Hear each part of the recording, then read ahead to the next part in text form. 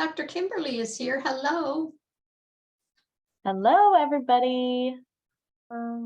Thank you for your note. You're welcome. Thank you for the important work you do. I'm just in awe of all that you do, and I love your organization. Thank you so much. I really appreciate that. Thank you. I have a 5-year-old granddaughter, and I want her to be empowered and do what you teach and model and play like a girl. So thank you. Thank you. You have been a huge resource and help. So I appreciate it, especially during the pandemic. So thank you. Thank you. We got a full house. We do, yeah. And people are still coming. I'm admitting as people come in, but I say let's get started. Are you ready to get started? I am. Great, let's do it. So welcome everybody. It is so great to have you here for our August MemoryFox webinar. I'm just in awe of all the people that have registered for today's webinar. I'm personally super duper excited to learn from Lori today, so I'm sure you all are as well. As a reminder, you all know the topic today. We are talking about the 5 must-dos of year-end fundraising. I get my hot girl walking. I'm just gonna mute some people here. Okay. Next slide, Lori. Yep. I have to accept the meeting is being recorded. It wasn't letting me hit forward.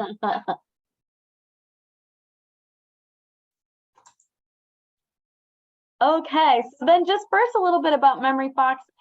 We are a storytelling tool that empowers nonprofits to collect, organize, and share community-generated content. We are a veteran-owned company. We're located in Buffalo, go Bills, but we do have employees that live all across the nation. And then I would love it if you all would stick around at the end, and I'll just give you a quick overview of exactly what MemoryFox does. So I'll just now introduce my wonderful guest for today. Lori is a MemoryFox partner of ours. She is an advisor to me. I learn a lot from her. So as I was saying, I'm super excited for today's topic. And over to you, Lori. Well, thank you. Yay, Carly. What Carly didn't say is MemoryFox is the best storytelling tool that I've ever found that can really help, especially small shops, capture video to be used in about a bazillion different ways. So if you don't know what it is, stick around at the end and get just a little sneak peek into it. Also follow them on social media because they've got some cool stuff. We are going to use chat very prolifically. I do have a poll, but I'm going to use chat on the poll. So I will keep my eye on chat as best I can, but let's dive in. I know that together, collectively, we all believe in making a difference. But what I want to know is just what is your personal way you make a difference? I know that there are consultants. I know that there are CEOs and development professionals and marketing folks. So just a quick type into chat how you make a difference. And while you're doing that, I'll tell you a little bit about my background, and then we'll read some of your answers. I live in Minneapolis, Minnesota, where it is always sunny and warm. And if you believe that, I've got some lake property for you in Arizona. Good. I could sell to you. I have been in this sector for many, many years, but I started out, my family started out volunteering long, long time ago. We volunteered at church at the Aquatennial, the summer festival here in Minnesota. We volunteered for political candidates, and I got my fundraising legs by helping political candidates. And when I was younger, I thought I might be governor of Minnesota and told my parents that, and they laughed and thought that was lovely. And I said, if I can't have that job, I'd really like to be a flight attendant. So people would pay me to travel around the world. And fast forward many years, I got to work for the governor of Minnesota and a US senator and our attorney general, learned a lot about how to tell stories and gather people's passion in support of whatever it is that we believe in. But I also got invited to travel and speak around the world. So both of my work dreams came true.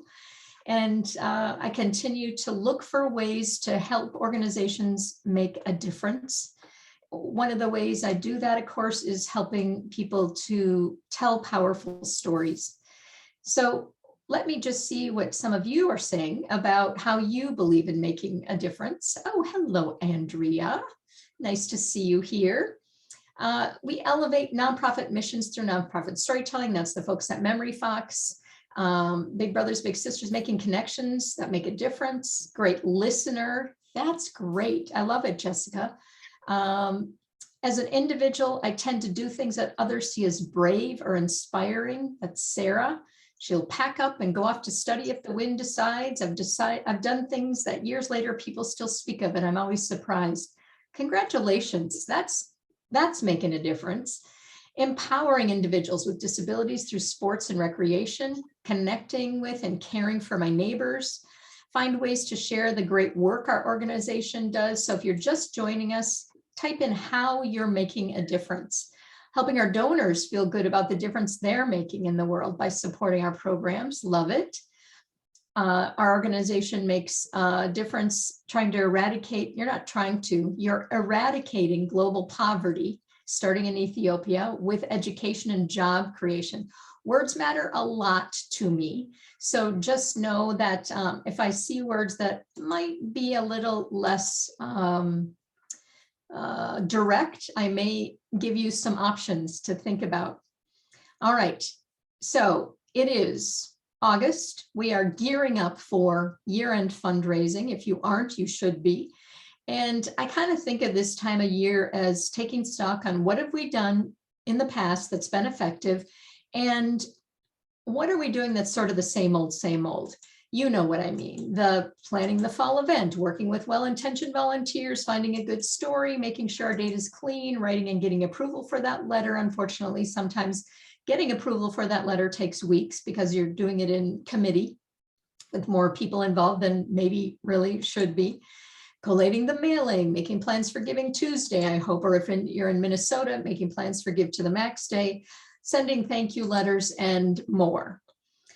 All of that, with whatever title you have, is a lot. And if there aren't even subtle changes to what you're planning, it's sort of the definition of insanity, doing the same thing over and over again and expecting different results. I want better results for you. I want certainty for you. And so some of that means, how will we think about and choose to do things a little bit differently, maybe a little bit outside the box? How might we use some tools like MemoryFox or other tools in a way that really has us rise above all the noise that's hitting people's inboxes or mail boxes? So one of the first things I like to remind people is nobody cares about your goal but you. We can certainly talk about our goal internally, but if you put help us with our goal in your appeal or on your social media, it just becomes a part of the noise. So make sure that any communication for this fall answers the question, here's what you've made possible in the past year. Here's how things are different. Here's what we're up against that may look a little different. Here's how many more matches or how many more girls we can support when we have more revenue, when we reach the next milestone, which is by December 31st. And here's how you can fulfill your aspiration to do more. I'm going to share some words that some of you have heard a number of times. This is sort of my signature next couple of slides. When you change just this kind of language, I can pretty much guarantee you money in the bank. You will change your revenue outcome for this fall. So the words we often use, donate, attend, help us, give more, give again, are non-energetic, not inspiring, and everyone uses them. So maybe think outside the box and choose some inspiring communication, like invest in ending poverty, in ending food insecurity. Let's make an impact, or let's make a bigger impact together. We want to help you fulfill your aspirations of making a difference in our community, and we'll do the hard work. All you have to do is A, show up at this event, or B, give dollars that are meaningful to you, because we're looking for long-term partners. Don't ever be hesitant to let people know you want them to stick around for a while. And please, please, please remove these words from your vocabulary. It's too hard. There's donor fatigue. We can't. There's not enough people, time, money. Our board won't, our staff won't, the community won't. When you tell me those things, when I'm in a meeting with you, when I hear these words, I actually get a visceral, a physical response of annoyance and frustration, because I know that you're setting yourself up for more scarcity. Instead, I invite you to use words that have possibility. We're learning to be more clear and bold. We want to inspire you to take more action. We want to inspire you by telling you, what if we could and fill in the blank? What if we could do more, fill in the blank? We're looking for people with aligned values, and we want you to stick around for a while. Tell the truth. Authentic communication cuts through the clutter. Authentic communication is different than what we're used to seeing in appeals and social media posts. And there are some superstars out there that are doing a great job, so go look for them, find them. Here's a question I like to ask to shift from scarcity or duty and obligation to possibility. Stop being afraid of what could go wrong and focus instead on what could go right. So let's make a really quick list. Just type in to the chat box, what could go right? One thing that could go right with your fall fundraising. Just, it would excite you if it went right. Don't even know if it could, but new donors show up. Love it. What else? Create a brilliant new relationship. Oh, that excites me. Serve the kids on our waiting list. Tell us that in your social media and your appeals. New monthly donors. I want to know why that matters. We could fund more student science projects. Donors increase their giving. We finished our gathering space under construction and celebrate together with all of our neighbors. Tell me all of those things in your communication this fall. We get to hire more team members to help support the work we're doing. New monthly donors, bigger awareness, give our community a voice, and they share feeling seen and heard. Not sure what word was missing there, Natalie, but you'll fill me in. Offer medically tailored meals to our seniors. Ooh, Maggie, how and how much? So really, truly, it's our choices that show what we truly are, far more than our abilities. Are you the most organized person? Are you the best fundraiser in the world? Maybe. And maybe you're really good at a lot of things and you've got that title of development manager or director, communication manager, whatever it is. Make your choices matter. So let's talk about the 5 must-dos. In order to tackle these, you might have to shift something that you were planning to do, or just subtly change something that you're already knowing you're doing well, but maybe you're going to gain a new awareness today about how you could do it just a little bit better. And what I invite you before I dive into these is to think about 2 things. One, when that thought pops up, I already know this, please think about it as just a little bit of a shift. What could help me about this today that maybe is a little bit different? Maybe I've been actioning what Lori's saying, but not executing it at the level that we possibly could. So just shift it a little bit. What could I learn from this instead of I already know this? The second thing is think about, if you think it doesn't apply to you, think about how could it apply to you or your organization in a different way. That shifts your mind to a creative mode, and you start to think about things that maybe you've forgotten that you wanted to do. So let's dive in. Here's my 5 to-dos, and then we're going to do a deep dive into them. First is look at your data. Yep, you got to take a little bit of time to look at your data. It doesn't take that long. Once you've got a system in place to do it, it will tell you a story and it will tell you who to be talking to. Share your money story. And if you don't know what that is, I'll tell you in a moment, but it really is, what does it take to fully fund your mission and where are you today? You want to share it a lot of places. It is the story we forget to tell. Make phone calls. This little device was created to actually reach out to people and connect with them. And when I get a phone call, I just talked to my sister this morning, haven't talked to her in a little while. She's at the cabin. I needed something from her. She was grateful I called. We chatted for, it's such a deeper connection. And I spent the last month making donor thank you calls for an organization, an arts organization. I had the best time. You may not be able to make all those calls, but we're going to talk about who could and what happens when you make some of those calls. Choose the mission moment story that best exemplifies your mission. You do not need 40 stories for between now and year end.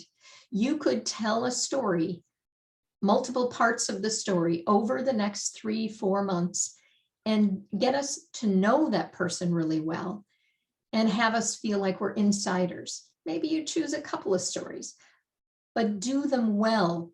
It's not quantity in storytelling that matters, it's quality. And then plan your gift acknowledgement strategy. Okay, you've already got one in place, but we're going to talk about how to oomph it up. And that's a very technical fundraising term, how to oomph it up a little bit. So donor data charts to review. I have 3 that I am sort of a data freak that I like to look at whenever I'm working with an organization. The first is, and over the past 5 years, and since we've had the pandemic, be a part of 3 of the past 5 years, I'm even going back to 6 or 7 years. So we can see some of the before and the after and compare that. So I like to look at individual giving by total dollars in specific categories, individual giving by number of donors, and then your donor retention. So I have done a blog post a while back. If you go to my website after this webinar, not right now, ignitedfundraising.com, and type into the search 3 charts, the blog post will come up about that. I know that the folks at MemoryFox have some other tools too. We'll share those after the webinar, but I want to show you what I mean. So this is dollars by giving level.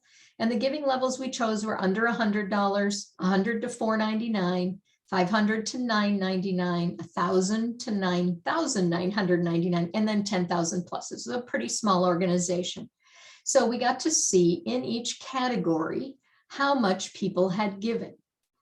And notice there's a lot of money given in that big blue, light blue chunk there.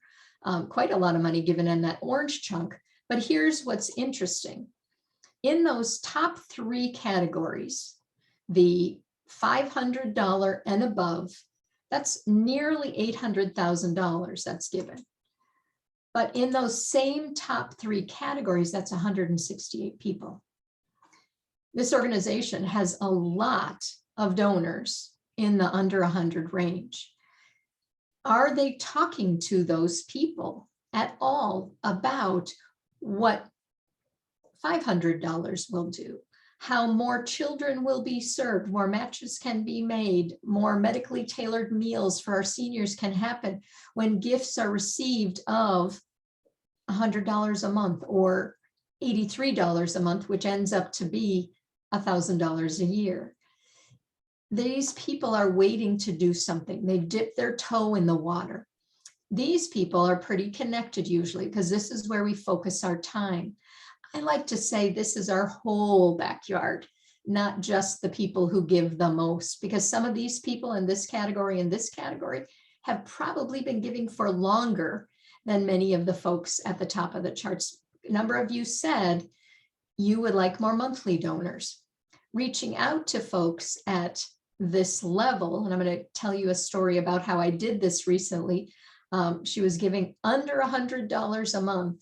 She became a much larger donor after a couple of phone calls. So looking at those two charts, the number of donors or the number of dollars by giving level and the number of donors by giving level tells a lot of stories. You want to know who all these people are, as many of them as you can. And then looking at the third chart is retention and acquisition. This is not apples to apples. This is apples and oranges. Retention is in our country pretty abysmal. You want yours to be as high as possible. This organization definitely has a problem and a struggle. How to calculate your donor retention, I'll share this link with the slides after the presentation. We have a video created that is pretty easy to figure out how to do this, or my partner Mark will help your organization do it because he just loves to do it. So you can always reach out to me for help. The organization is doing a good job finding new donors. They're acquiring new donors, but they're not doing a good job keeping the ones they have. So that tells me they've got some work to do in who they're talking to, who's making phone calls, and why does donor retention matter? In this country, it's less than 50%. The average is about 43 to 45% every year. First-time donor retention is really awful. Those people go away if they don't feel special, if they don't feel seen, and if they don't know that their gift of $25 or $50 or $100 makes a difference. Oops, let me go back. Repeat donors, if they give even one more time, retention goes up significantly. And of course, as you have alluded to, monthly donors stick around, and they stick around for a long time. So when you could increase your donor retention alone, you are fundraising, and people on your team can help you do that. You've got some helpers, built-in helpers that you may not even realize you have. The second to do before we get too far into the year-end work that you're doing is to share your money story. So where are you today, and where must you be to fully fund your mission? Again, there's a link here. It's a bit.ly link. Remember, all bit.ly links are case sensitive, and we'll share those links with you later. But I want to know, please type in what is left to raise for you between now and December 31st.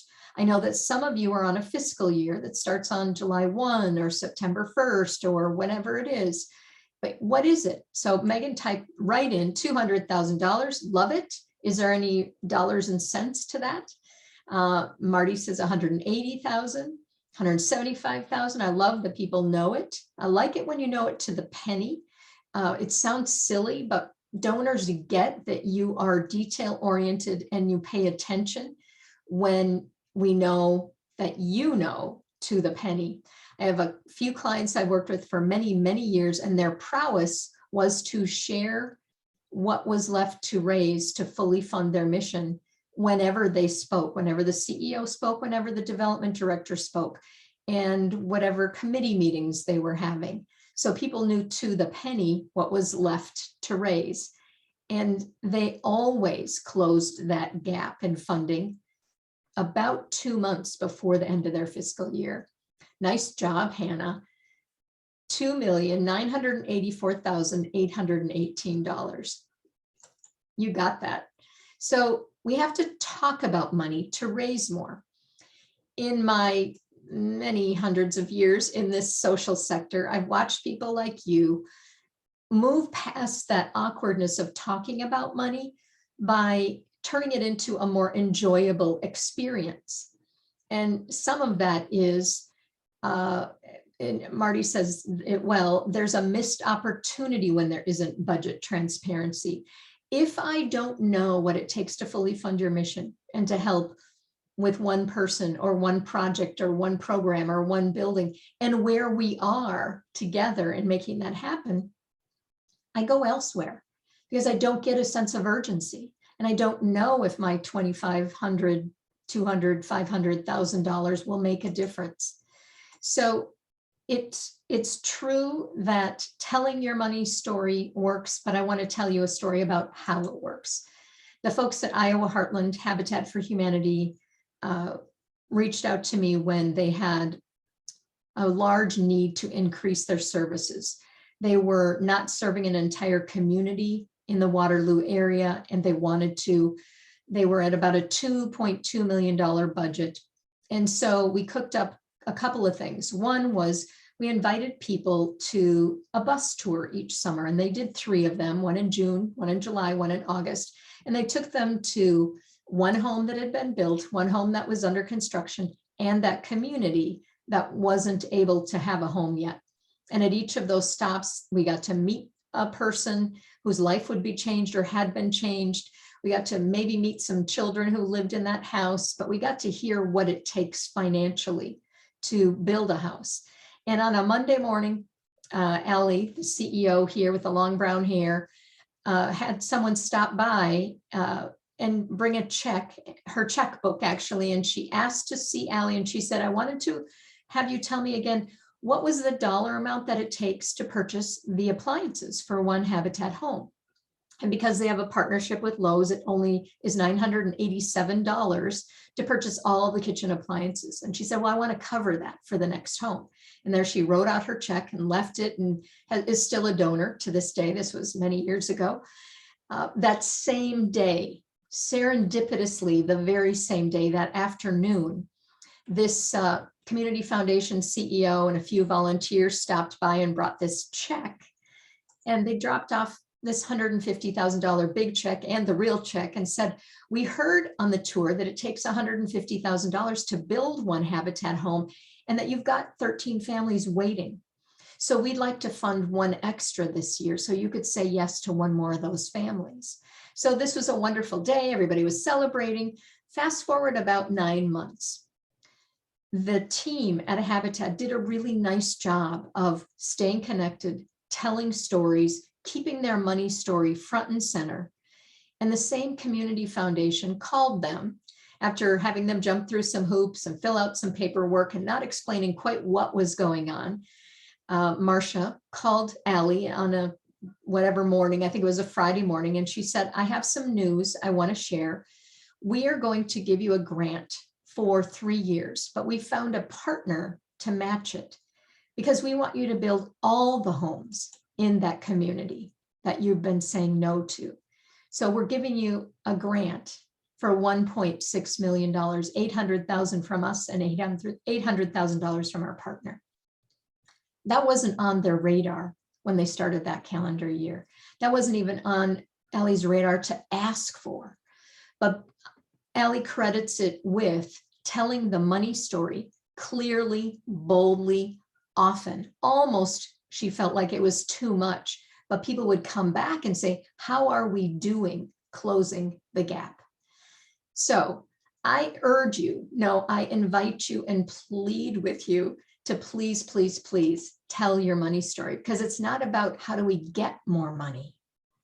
The question to ask is, what does more money make possible? I want to make sure you and your team knock it out of the ballpark this fall. So a clear money story has these elements.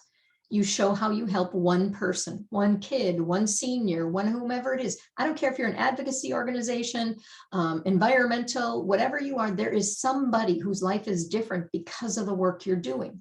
Could be a board member, could be a staff person. Just make it about one person. Show the progress to the next milestone, but be clear about what there is more to do.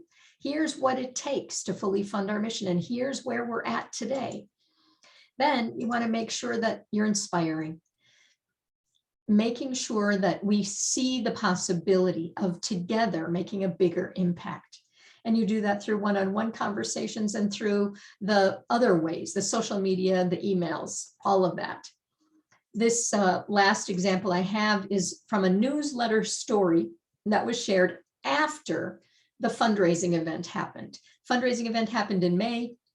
The newsletter got mailed about 6 weeks later. It was the same exact story about Greg that was highlighted in the mailed newsletter called Stories of Hope. But the CEO at the fundraising event had talked about Greg, who had been living on the street in a tent and putting himself through community college. At 55 years old, he was doing that because he knew he wanted to change his life experience. And when the organization, when Volunteers of America Sacramento learned of this, they swooped their loving arms around him, brought him into their family, got him housing, and he is employed. It took about $10,000 to do that. Well, at their event, they secured gifts of $10,000, paid over time because of the story, but they told it again and again and again. So you don't have to just tell it one time and hope people get inspired by it. You've got Facebook, you've got Instagram, you've got Reels, you've got all TikTok, whatever it is, make sure that you're telling stories like Ezekiel walking across his college campus as a new freshman, stepping into the unknown with excitement and confidence. What got him there? A network of people like you who plugged him into community resources, his amazing parents, and his own personal drive, always envisioning a path toward college.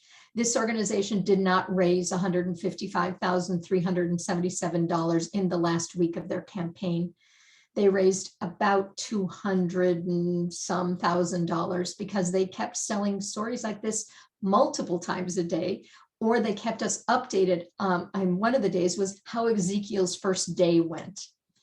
So putting a face on my impact, telling me how much, $5 a month can help someone gain access to water. That's your money story. All right. Next thing is make phone calls. Use your phone and have other people use their phone. Here's my poll. I'm not going to do it like a real poll. I want you to just type in. There's quite a few of you, so I'm going to have to read your answers quickly. First, do you make donor calls weekly? Yes or no? Just type in, not yet. Okay, a lot of no's. That's okay.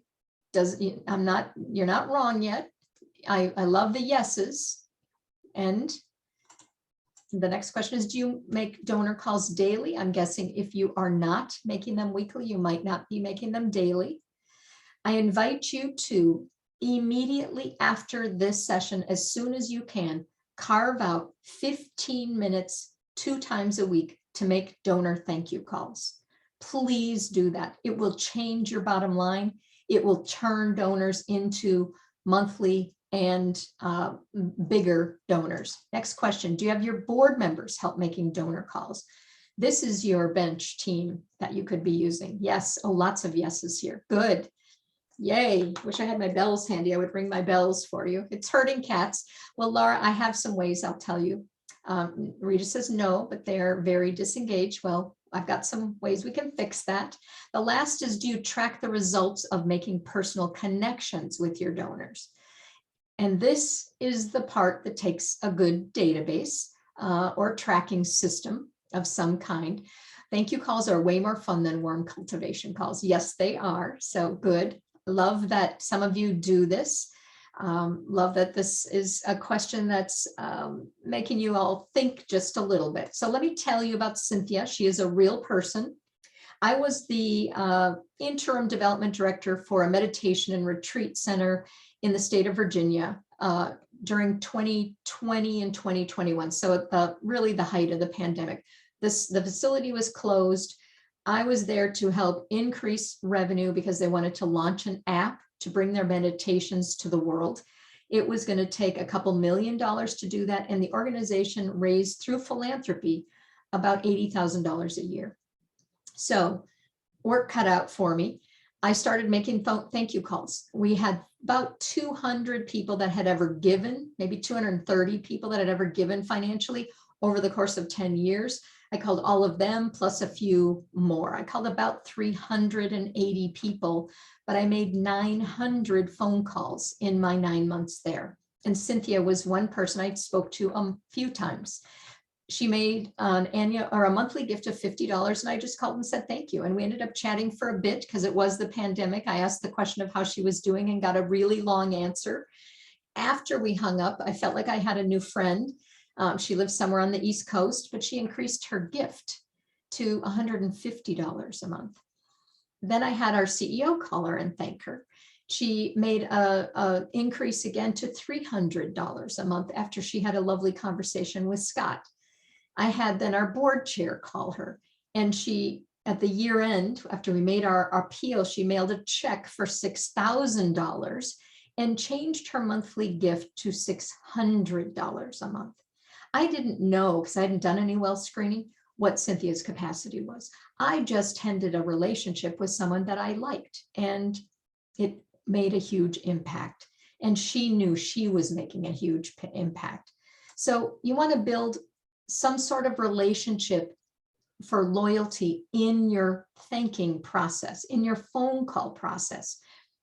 The way I like to do it is to say, I know the board meetings take a really long time. We are going to take 5 minutes, even if we hold our board meetings on Zoom or Teams or virtually in some way. We're going to take 5 minutes. I have prepared a call for each of you with a little bit of information. Please make that one call. And if you get time, make the second call I have for you on the sheet. We'll be staying in this room. It's going to get noisy. Just let folks know we're doing a thankathon in the middle of our board meeting, and share with them that you are a board member. Simple as that.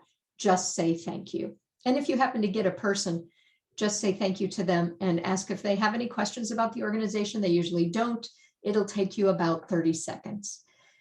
That's how you can start to engage your board. Do not give them lists. Do not send them home with lists. It is like herding cats. Those calls can make a huge difference in if someone does reach someone and they report out, I just talked to this person and they love us. Or someone who didn't want to make the call says, well, that was painless. I can do that again. It makes a difference in the culture that you're creating around being an organization that supports philanthropy. Why to have board members make thank you calls? It makes a difference to donors. If it's a board member thanking a first-time donor, their next gift is up to 40% higher, and they stay giving 2 years longer. So think about, how could we ask our board to help with fundraising and not have to ask for money in 5 minutes at each board meeting?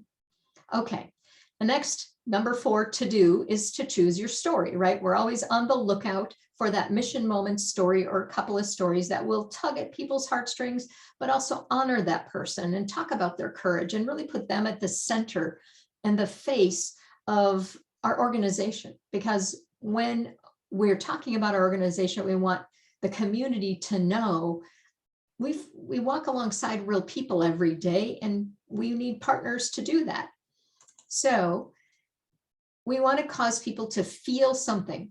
Look for stories that we can wrap our arms around, our brain around. Ezekiel, good example.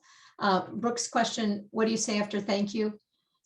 There is a blog post I will make sure that Carly asks me for, Brooke, and it's got just you could have your board members read it and they'll know exactly what to say. But I always say, just have them talk to the person as if they're talking to themselves, right? So if we know that emotion is the primary behavior, the primary driver of human behavior, we do things because we feel things, right?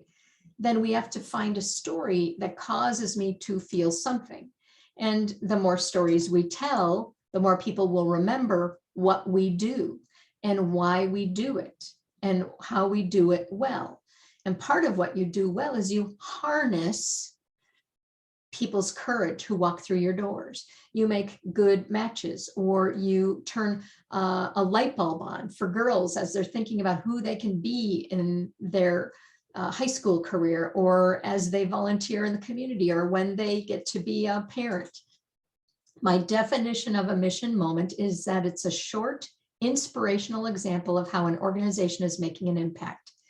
It could be a donor, a staff person, a volunteer, a board member, a client. I don't care who it is. It could be the person who mops the floors. It's got to be about somebody. It doesn't have to have a real name. It can have a name we've made up, because we can say we keep our stories confidential here. It's why I chose this image from Senior Community Services. We told a story of a woman we called Rosie, who needed help with her lawn, or she was going to have to be fined by the city because she could not mow her lawn anymore, but she wanted to stay in her home, and they were able to help her out. But it took an investment of about $75 to get the volunteers recruited out there, bring their equipment, and show up all summer long. $75 to keep someone happy and in their home.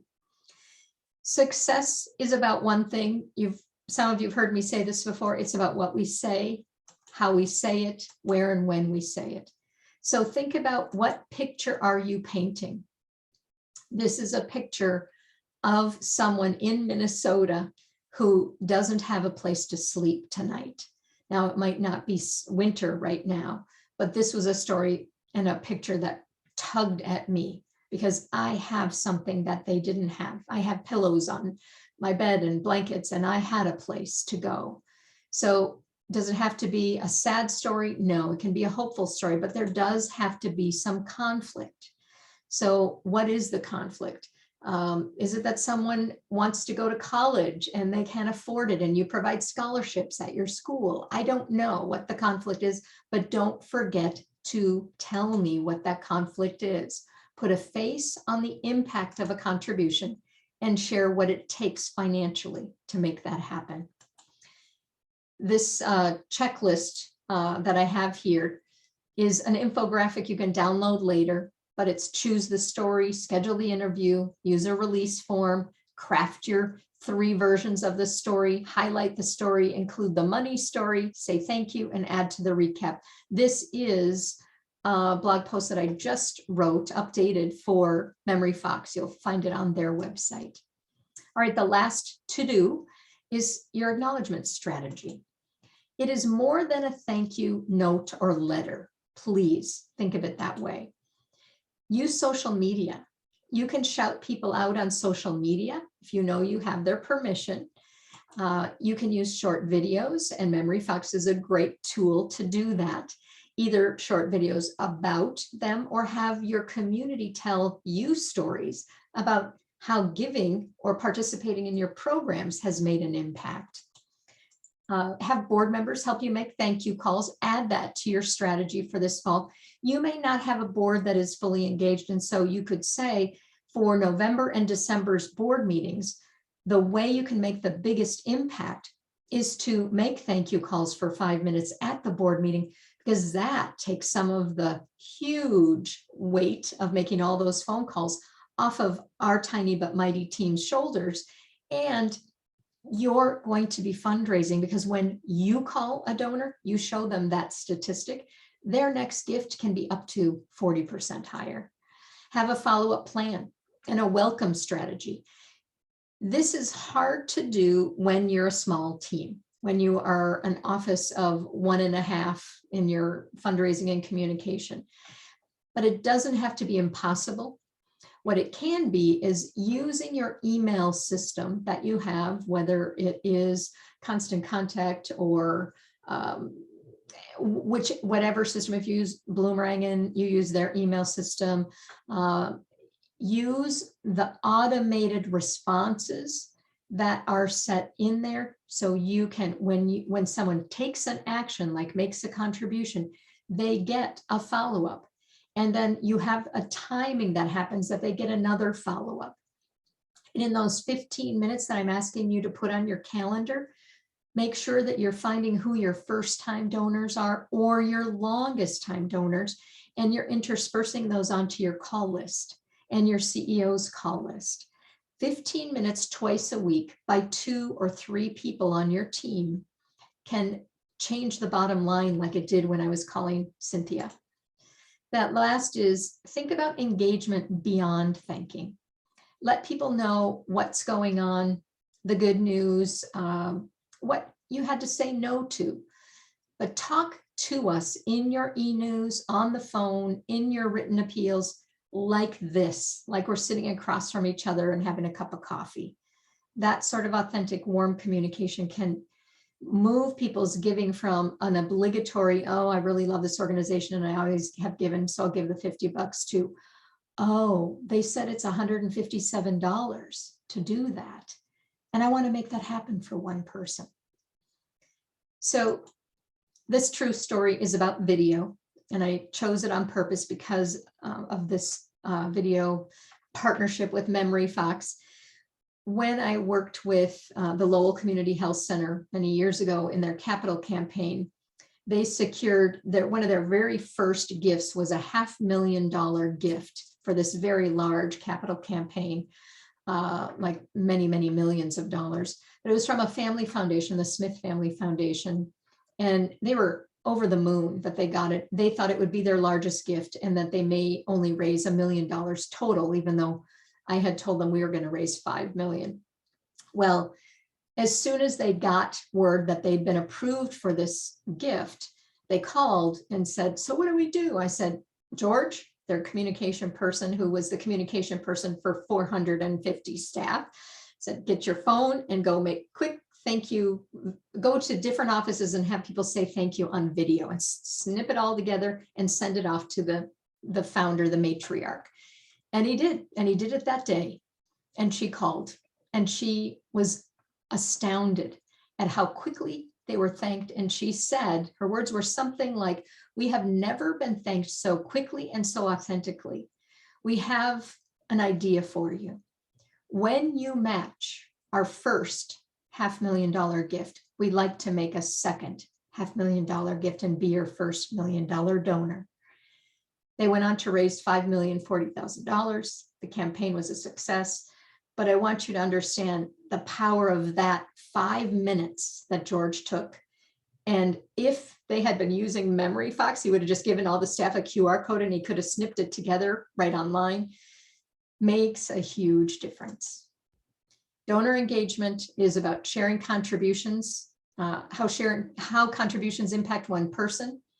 Contact as many people who give multiple times or for multiple years. Do that before you send your fall appeal.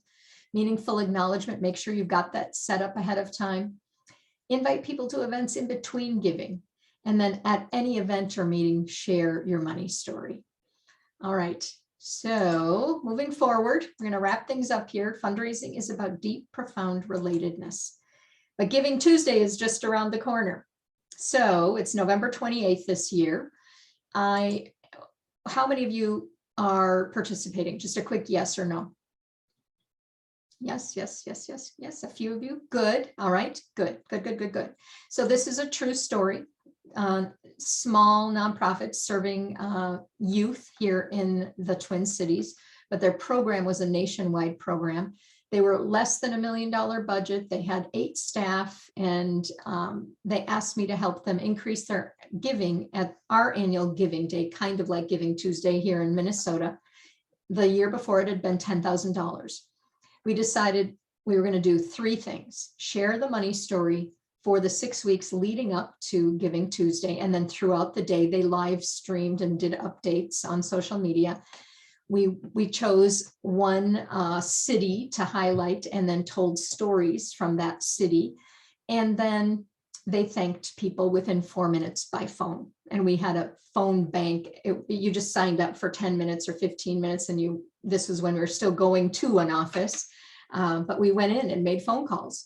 And Josh called one of the people who had made a gift and said, Natalie, we just ran out of our matching dollars. Your gift was like the last gift that got matched. And we just want to thank you so much for keeping us on the leaderboard. We're so excited about where we're at this Give to the Max Day.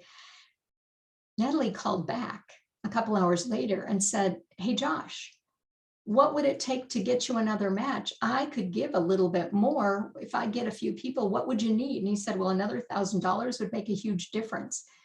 He did something significant. He explained that the match was gone in a way that was fun and exciting.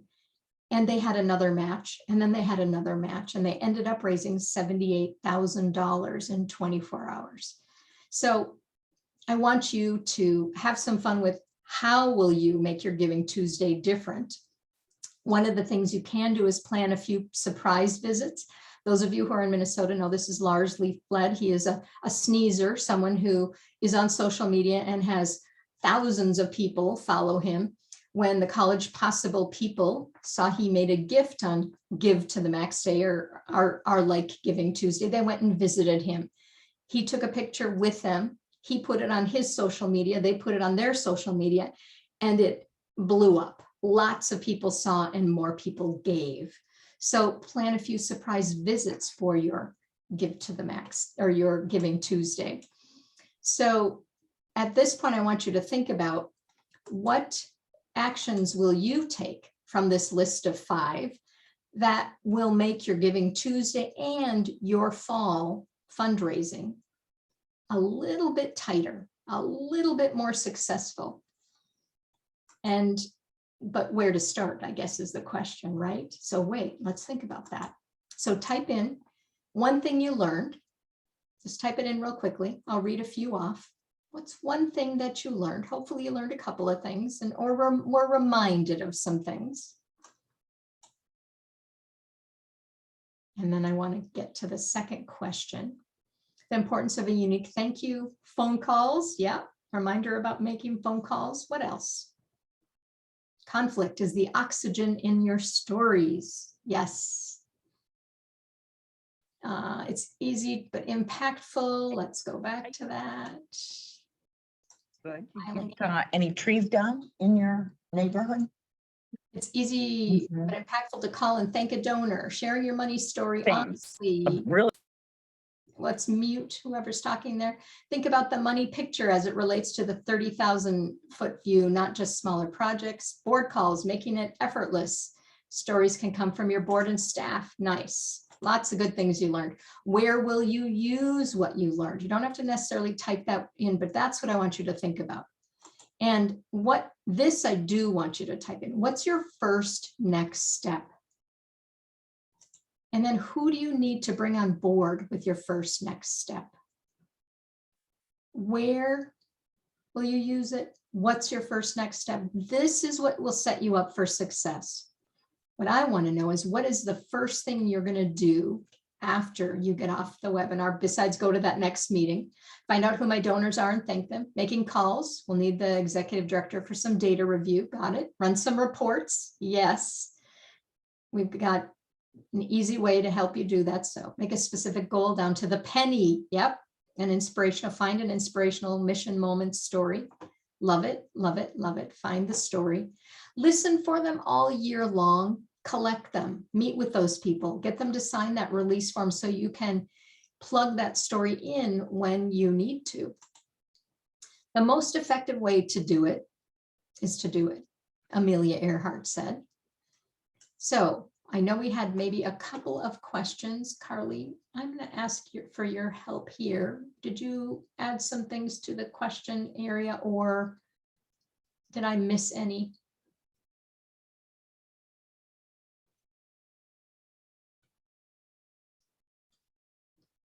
And Carly, I'm not hearing you. So if you've got questions, go ahead and type them in. Otherwise, what I want to make sure is you know how to find me. I am Caring Truth Teller on Instagram, Ignited Fundraising on Facebook, which I'm not posting on as much lately, to be very honest, but I am more regularly posting on LinkedIn. And then most of my current blogs have been on the MemoryFox website, so you can check for those. But after today's session, we'll make sure to get you links to the different resources that I mentioned. And there are a number of free resources on my website as well. So I'm here. well, I was trying to turn my video on and it froze for a second. I was panicked. Okay, well, we're I'm good. going to go off share and take a look at a couple of the questions that have just come in. It looks like, have any ideas for Giving Tuesday's campaign best practices? Really, it's to think about how you want to take a bite-sized piece of what you must raise and get people excited about that.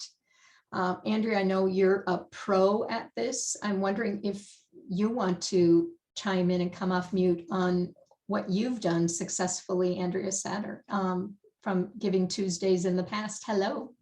Hey, ask me again. I'm sorry. I was doing technical things. Giving Tuesday campaigns, or like for us, Give to the Max Day, best practices that you followed to make sure that that day is successful as you're planning for it. One tip that I think has worked for me successfully in the past has been to have some plans, talking with our some of my donors ahead of time so that I know when some of the gifts are going to be coming in, so that I know that it's not going to be, I'm not just relying on what response I'm going to get from the communications I'm sending out, but having some donors that I know are going to make gifts throughout the day that are set up ahead of time. Yeah. That way, at least you're going to get some action, some activity throughout the day. Yeah. And then also having a plan for, so we took shifts amongst our team for who was going to be making thank you calls as gifts were coming in, so that we knew that every donor who was making gifts throughout the day was getting immediate response. Good. Anyone else? Type in if you've got ideas that have worked well. Thank you, Andrea. That was great. The main thing is have a plan. Don't go into it willy-nilly. So a dollar amount plan, identify and drive some of your donors to give during that 24 hours. So it does get exciting and fun. Post things online, be live if you can at some point. And it doesn't have to take a lot of time. It just has to be organized. All right. Anyone else with a question? Otherwise, I would like to just thank Carly and the team at MemoryFox for the fun we've had together this year. And I'd love to have you see what MemoryFox is, because I frankly think it's one of the most fun, cool tools that you could add to your tool belt. Well, thanks. We love that. Yeah, this has been so informative. Yeah, it's so fun to start thinking about Giving Tuesday in August, because I feel like a lot of times people wait too long to get started, and they wait too long to really make a plan and make it well known, which can be stressful. So I like the idea of really planning ahead and staying out in front of it. So thank you, Lori. Thank you for everything today. I'm going to share my screen, and like I mentioned, I'm just going to tell you all a little bit about MemoryFox. I'll just take 1 second to get this in present mode here. And while I do, as you probably know, I am the marketing manager here at MemoryFox. You probably have all received an email or 2 or 3 from me at this point. And I just wanted to quickly introduce myself. I come from a bunch of nonprofit gigs. I came from the Breast Cancer Coalition most recently.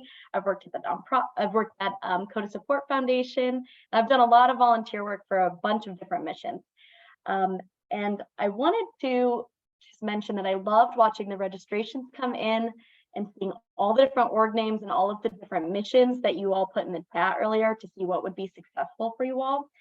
And it really got me thinking, like, even just in this room today, it's pretty heartwarming to think about the impact that is here, even just today watching Lori speak. So thank you all for coming. Yeah, I always like to start off with this question. If somebody asks you, what is your mission? Can you show them?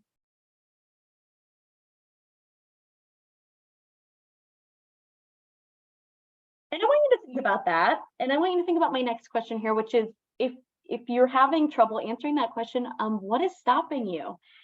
We find that when we work with a lot of nonprofit professionals like yourselves, there really are about 3 different reasons why they find nonprofit storytelling to be challenging. Number 1 would be that collecting content from your community is like pulling teeth. Number 2 is that organizing content is frustrating and can be very time consuming. And then 3rd, a lot of people are just looking for a more efficient and modern way to share the great stories they already have. Oh, we created MemoryFox, and it's really specific to nonprofits in particular. We have our own collect, organize, and share method to address all of those pain points that you're all feeling. I'll just do a quick overview on the 3 steps. First, we have step 1, which is collect. And the way that MemoryFox works is you create a branded campaign and you distribute it directly to your community. Whoever you're trying to collect that story from, they receive that link or that QR code, and they can open it up on their own device where they feel most comfortable telling their story. And if you want to see how it works for yourself, you can go ahead and scan that QR code right there and just go through the process. You'll see how easy that is. And one of the big things that you'll notice right off the bat is that there's no download or login required. You don't have to download another app. I know I personally never have any storage on my phone, so if I have to download an app, I'm not doing it. Another great thing about our collect step is that we capture contact info and manage the consent up front. Just as Lori was just alluding to, like making sure that you have access to even use stories after you collect them is so important. And then finally, after your community member is done submitting their photo, video, or written testimonial, it'll redirect right back to wherever you'd like it to go. A lot of times you could invite them to become a volunteer at your next event, or you could even ask them for a donation. And then in terms of organizing, we have, once the community member submits their photo, video, or written testimonial, it's actually going to automatically populate in the top of your MemoryFox story bank. This photo here just kind of shows what your MemoryFox story bank looks like from your perspective as the organization. And yeah, it's going to automatically sort based on time and by campaign. But we also have a lot of organization tools to keep you extra organized. So you can tag by program, event, department, or use.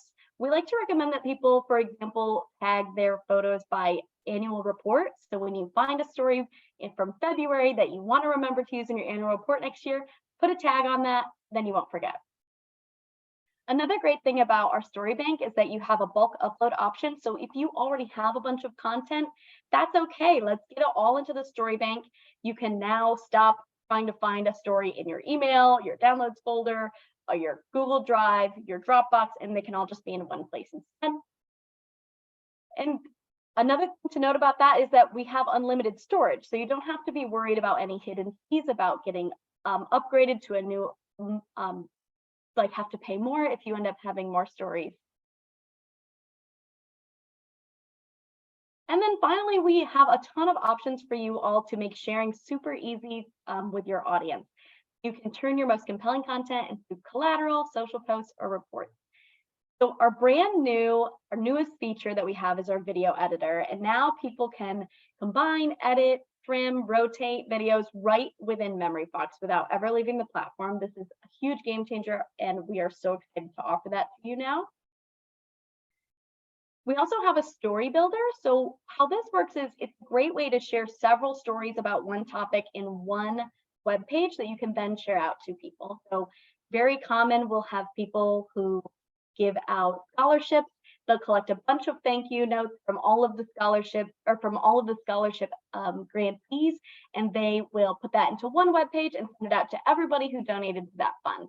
A really great way for people to be able to just quickly look at all of the huge impact they're having. Another great thing about our share option is that we have high quality original downloads that you can go ahead and download at any time to use any way that makes most sense for you. And then finally, you'll see here we are integrated with Canva. So when somebody does upload a photo, video, or written testimonial to your MemoryFox account, it's going to actually just automatically go to your Canva account as well, which is super easy because then you can just drag and drop right into any design or template that's your favorite.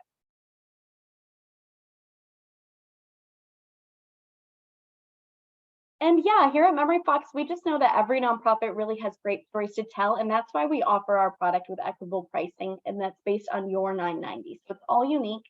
And I just wanted to say thank you for sticking around. I invite you to connect with one of our expert storytellers today to talk about your unique storytelling goals, as well as how we can help you really bring your mission to life. And that's all I have for you all today. So thank you all for coming. Thank you again, Lori. Thank you, Carly, and everybody at MemoryFox. It's been fun, and I wish everyone a hugely successful year-end fundraising effort. Yeah, let us know how it goes. Send us some replies. Let us know how your year-end fundraising goes. I'd love to hear about it. Bye-bye.